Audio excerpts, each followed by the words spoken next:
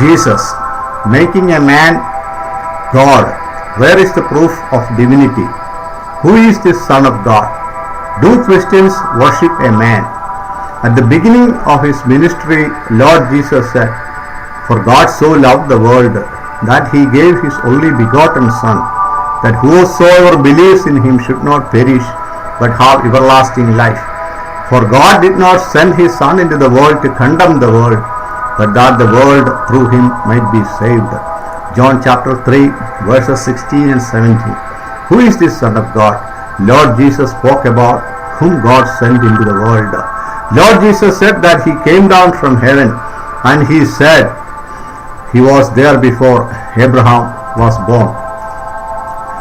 Again Lord Jesus Christ spoke these words, "Very truly I tell you, a time is coming and has now come when the dead will hear the voice of the Son of God, and those who hear will live." John chapter 5 verse 25. Lord Jesus raised Lazarus from the dead, and he said, "In the last day all the dead who are in the graves will hear his voice, and those who hear will come out, those who have done good for eternal life, and those who have done evil for damnation."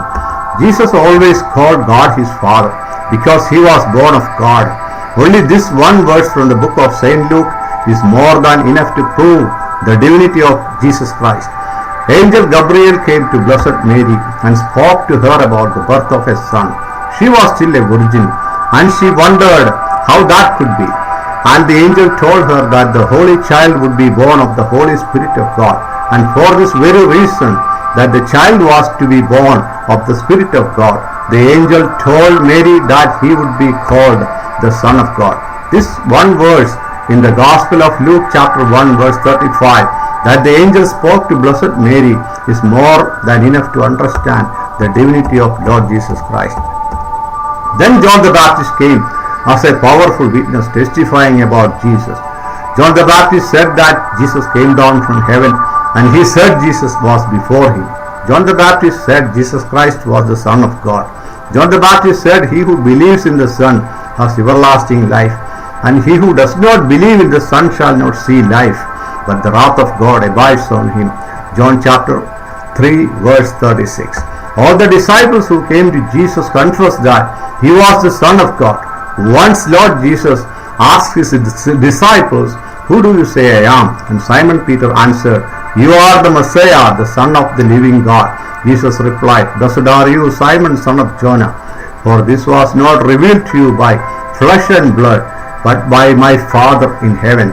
Matthew chapter 16 verses 15 through 18. When Nathanael first saw Jesus, he said, "Rabbi, you are the Son of God, you are the King of Israel." John chapter 1 verse 49. Jesus didn't say he was not.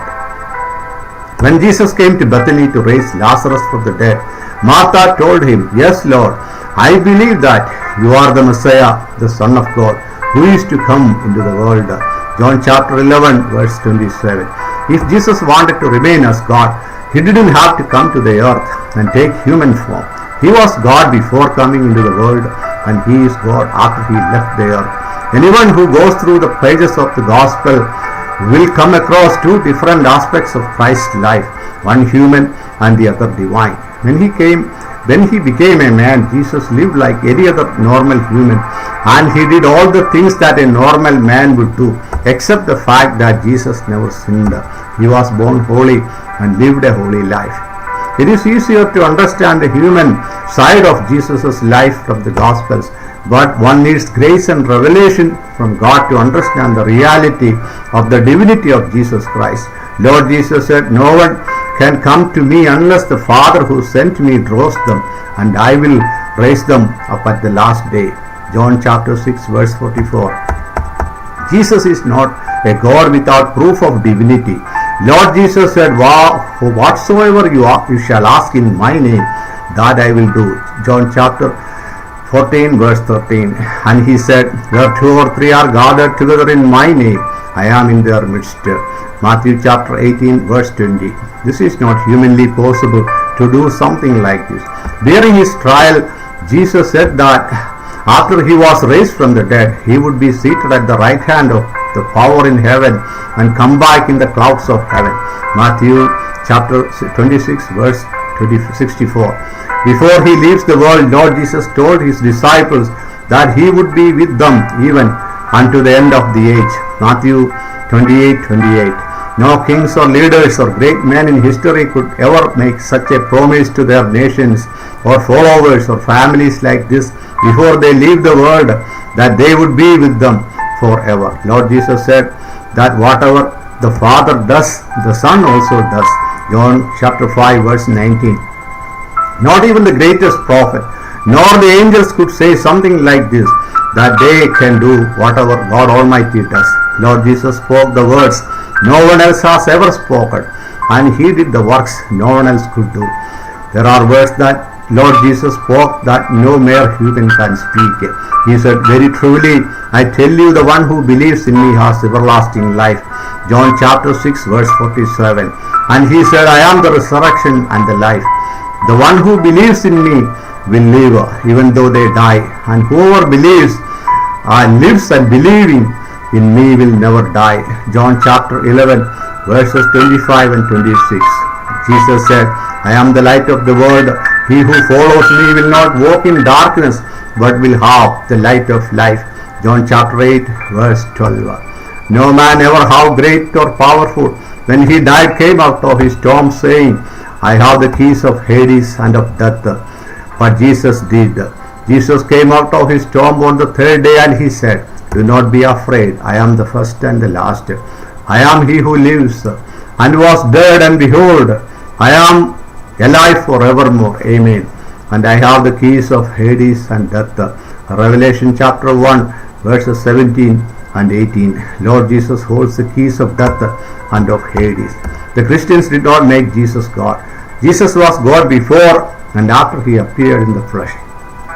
The Holy Bible says, the Word became flesh and dwelt among us. John chapter 1 verse 14.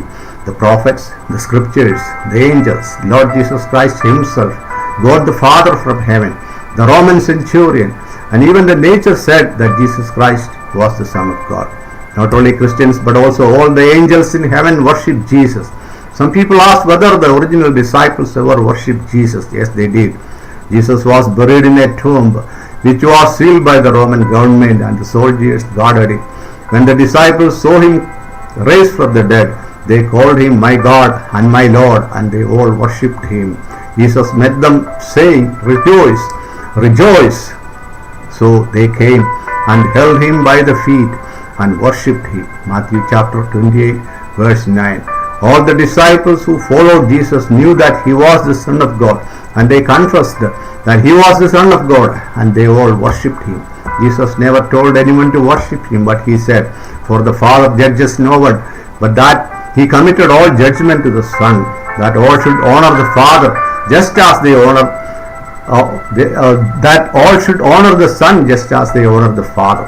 He who does not honor the Son does not honor the Father who sent him. John chapter 5 verses 22 and 23. Jesus Christ is the image of the invisible God. He is the exact representation of his being. Apostle Paul said that spiritual things are spiritually discerned, and therefore a natural man cannot understand the things of the Spirit, and they are foolishness to such a person. Mysteries of God like the Trinity, the divinity of Jesus, the person of the Holy Spirit are all spiritual things. To understand such things, one's spiritual eyes need to be opened. God will surely reveal this mystery to those who pray and eagerly seek to know him.